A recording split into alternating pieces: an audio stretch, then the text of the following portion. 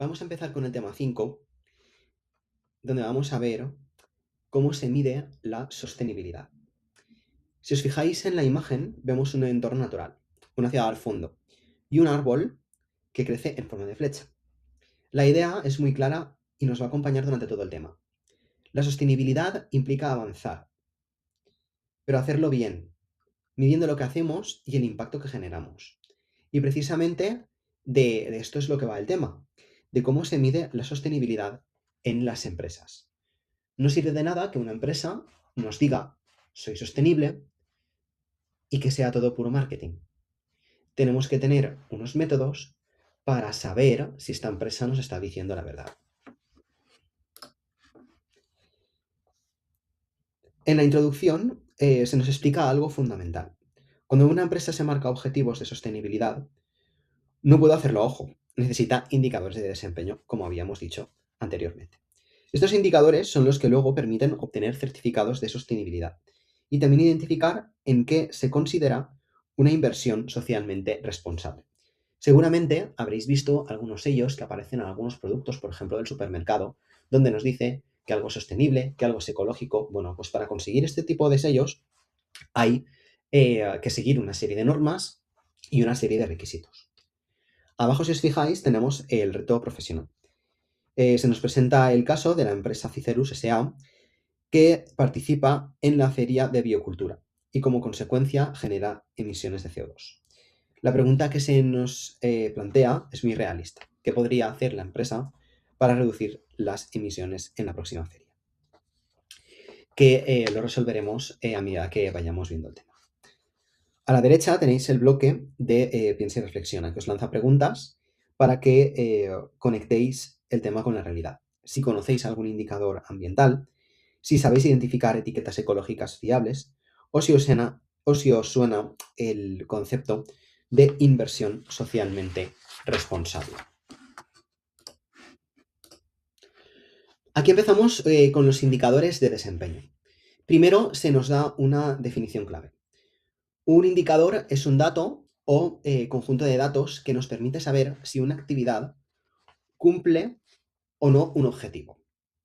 Justo debajo aparece una tabla con 3 pasos que sigue una empresa para seleccionar indicadores de sostenibilidad. No sé si os acordáis que cuando vimos los objetivos de desarrollo sostenible había unas metas y dentro de las metas había como unos indicadores. Al final las empresas no pueden coger todos los objetivos porque dependiendo del tipo de empresa habrá algunos que no vayan a cumplir jamás porque no van a poder simplemente por la casuística y por el tipo de empresa que son.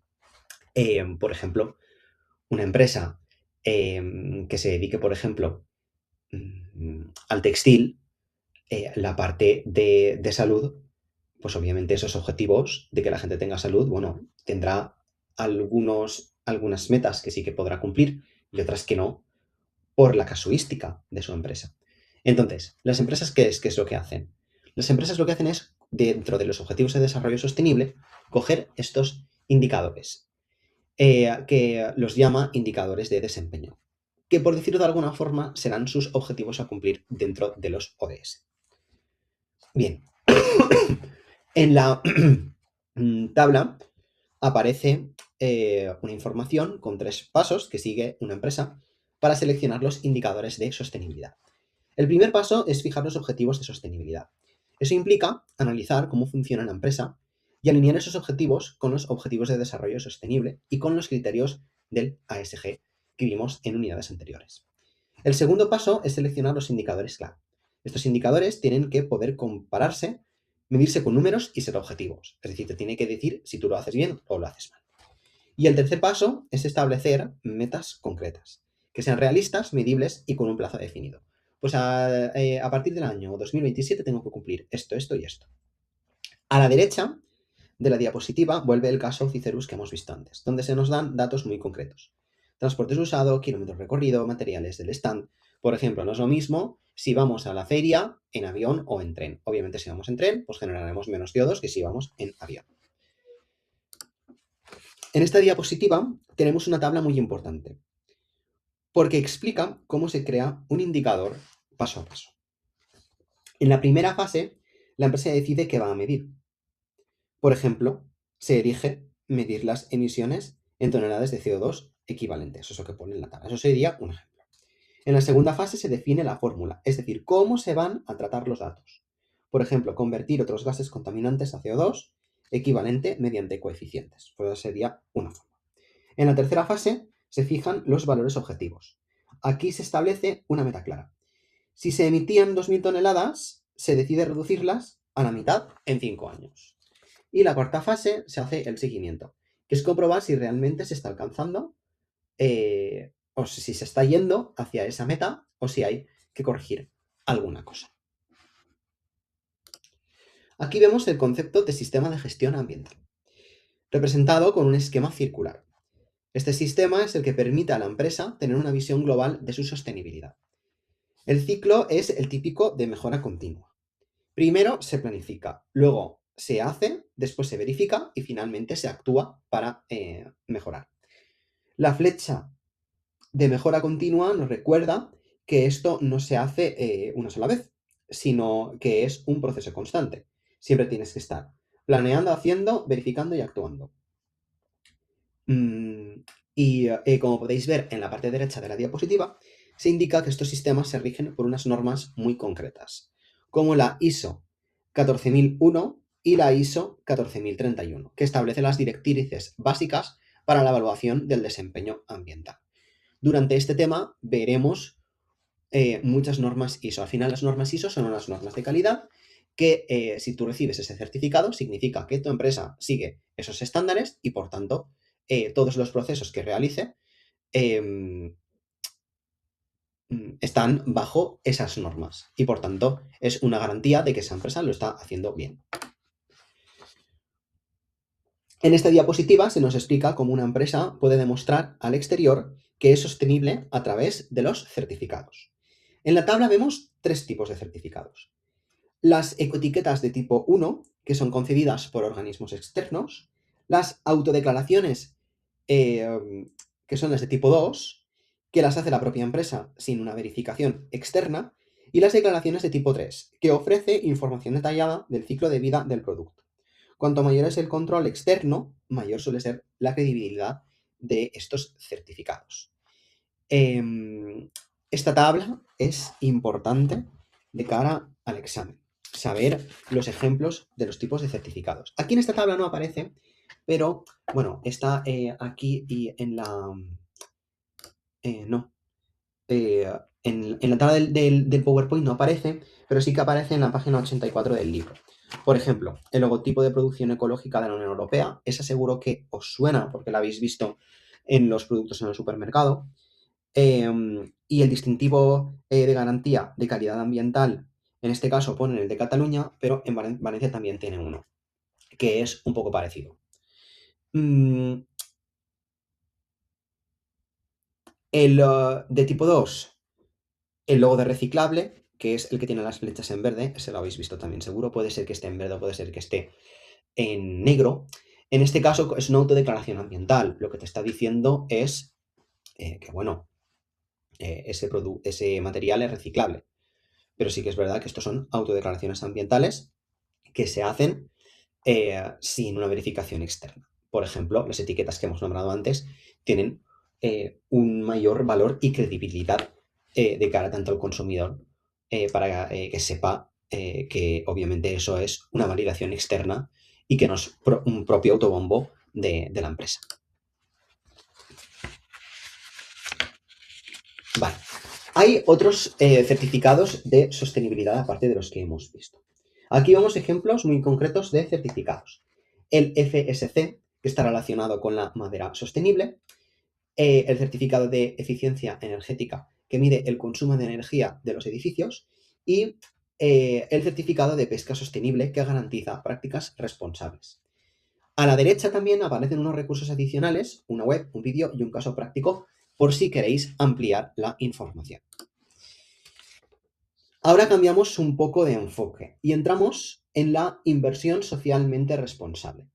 Primero, se recuerda qué significa invertir, que es poner dinero hoy esperando obtener un beneficio en el futuro. No sé si alguna vez habéis puesto un plazo fijo, pues bueno, ahora hay muchísimas inversiones pues bueno, pues que llevan algunos códigos o que te dicen, pues que bueno, que aparte de ser rentables, el riesgo y que hay liquidez, pues te marcan los aspectos ambientales. Si lo que tú estás invirtiendo, pues es bueno para el medio ambiente o no. De todas formas, eso ahora lo explicaremos. En esta diapositiva, en la tabla inferior, aparecen tres elementos básicos para cualquier inversión. La rentabilidad, el riesgo y la liquidez. La rentabilidad es la relación entre el beneficio que se obtiene entre la inversión y la cantidad de dinero invertida, es decir, yo meto aquí un dinero y eso me va a generar un 3% de beneficios en 6 meses, en un año, en una semana. Pues eso sería la rentabilidad. El riesgo es la probabilidad de que no se cumplan las expectativas. De hecho, en los bancos siempre os ponen, es un riesgo, además normalmente se mide sobre 6. 1/6, 2/6. Pues si tú inviertes en algo que tiene un riesgo 1/6, muy probablemente cuando acabe el plazo tú tendrás pues esa rentabilidad. Si tienes un riesgo 4/6, significa que estás invirtiendo en cosas que son muy volátiles y que puede ser pues que pierdas dinero. Y bueno, y por último, la liquidez es la rapidez o facilidad con la que una inversión puede convertirse en dinero de vuelta en el bolsillo del inversor. Estos tres conceptos que hemos visto ahora, en el caso de las inversiones socialmente responsables, se le añade el concepto, se le añade el factor de la sostenibilidad. Aquí se explica que la inversión socialmente responsable no se fija solo en el dinero, también tiene en cuenta el impacto en los aspectos ambientales, sociales y de buen gobierno, los famosos ASG, que hemos visto en unidades anteriores. El esquema muestra cómo el análisis financiero tradicional se combina con estos criterios para llegar al análisis de sostenibilidad. Además, se mencionan normas y certificaciones que regulan este tipo de inversiones, tanto a nivel europeo como en España.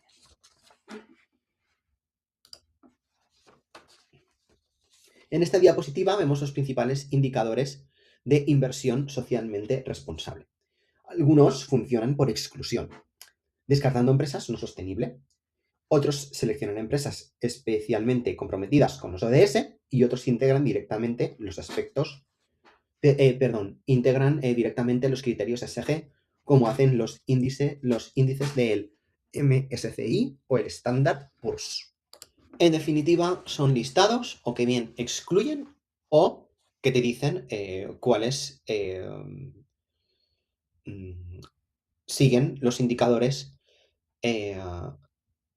del ISR y del rating ESG. Y ya, para terminar, en esta tabla resume quién mide y controla la sostenibilidad. Hay instituciones públicas que crean leyes, organismos supervisores que vigilan, entidades que crean normas, empresas que certifican, consultorías que asesoran y agencias que califican las inversiones. Esto demuestra que la sostenibilidad es algo estructurado y regulado, no solo una cuestión de imagen. Al final, igual que hemos visto antes con las etiquetas, con los certificados de sostenibilidad, pues bueno, pues este tipo de agentes pues lo que hacen es justo eso también, miden la sostenibilidad. De este tema, lo más importante es el concepto de la inversión socialmente responsable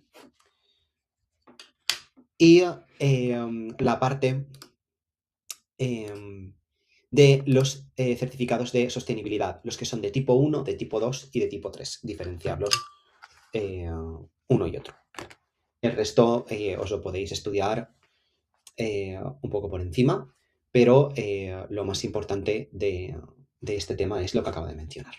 Si tenéis alguna duda, me podéis enviar un correo electrónico o un mensaje por Ítaca.